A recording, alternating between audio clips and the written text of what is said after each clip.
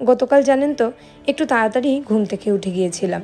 হ্যাঁ, রোজই তাড়াতাড়ি উঠি, তবে গতকালকে একটু আনন্দও ছিল বটে।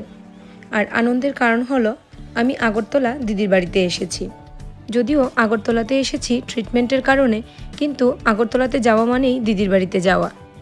আর সেই আনন্দেই সকাল থেকে মনটা খুশি খুশি ছিল। আপনাদেরকে আগে একটা ভিডিওতে বলেছিলাম আমার ছাদে না আরও বেশ কয়েকটা গাছ রয়ে গেছিল, সেগুলো না আনবো করে আর আনা হচ্ছিল না। গতকালকে আমার বর ডেকে বলছে গাছগুলো কিন্তু এখন বেশ সুন্দর হয়ে আছে, এখন নিয়ে রাখতে পারো।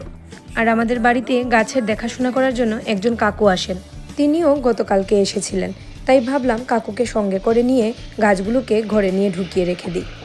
সবগুলো গাছকে যখন একসাথে রেখেছি না, আমার যে কি ভালো লাগছিল আমি আপনাদেরকে বলে বোঝাতে পারবো না। মনে হচ্ছিল গাছগুলোর উপর নিজেরই নজর যেন লেগে যাবে।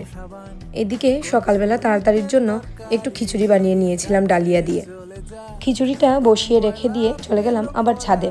সকালবেলা তাড়াহুড়োতে জলটাই খাওয়া হয়নি, হাতে কিছুটা এক্সট্রা সময় থাকাতে ভাবলাম ছাদে গিয়ে অ্যালোভেরা আর পুদিনা নিয়ে আসি।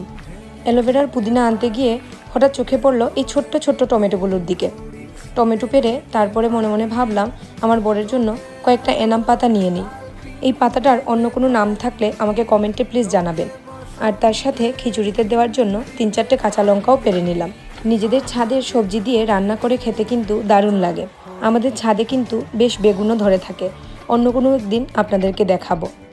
অ্যালোভেরাটা দিয়ে আমি কালকে জুস বানিয়ে খেয়েছি। প্রথমে ভেবেছিলাম পুরো অ্যালোভেরাটা বোধহয় লাগবে না, কিছুটা ফ্রিজে রেখে দেব। তারপরে মনে পড়লো আমরা তো 2 দিন বাড়িতেই থাকবো না, যদি ফ্রিজে থেকে নষ্ট হয়ে যায় তার থেকে বরঞ্চ পুরোটা দিয়েই খেয়ে নিই। মিক্সিতে অ্যালোভেরা, তার সাথে পুদিনা পাতা আর কয়েক টুকরো আদা দিয়ে দিয়েছিলাম। সবগুলোকে ভালো করে ব্লেন্ড করে নিয়েছি। আপনারা যারা আমাদের রেগুলার ভিউয়ার্স, আপনারা হয়তো আগেও অনেক ভিডিওতে দেখেছেন আমরা দুজনে রোজ সকালে চিয়া সিডস খেয়ে থাকি। গতকাল রাতেও না চিয়া সিডস ভিজিয়ে রেখেছি। অ্যালোভেরারি জুসটা চিয়া সিডসের জলের মধ্যে মিশিয়ে দিয়ে তারপরে জলটা খেয়ে নিয়েছি। তার সাথে কিন্তু গরম জলও দিয়েছি।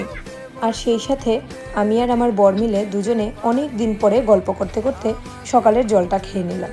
এদিকে খিচুড়ি রান্না তো হয়ে গিয়েছিল, আর তার সাথে আমি আমার হাজব্যান্ডের জন্য বানিয়েছিলাম মিলেটের পোলাও। আমাদের লাঞ্চের জন্য খিচুড়ি আর মিলেটের পোলাওটা নিয়ে নিয়েছিলাম। এদিকে দেখুন আপনাদের সাথে গল্প করতে করতে আমরাও আগরতলাতে এসে পৌঁছে গেছি। আজকের ভিডিওটি এখানেই শেষ করছি। সবাই ভালো থাকবেন, সুস্থ থাকবেন। দেখা হবে পরের কোনো ভিডিওতে।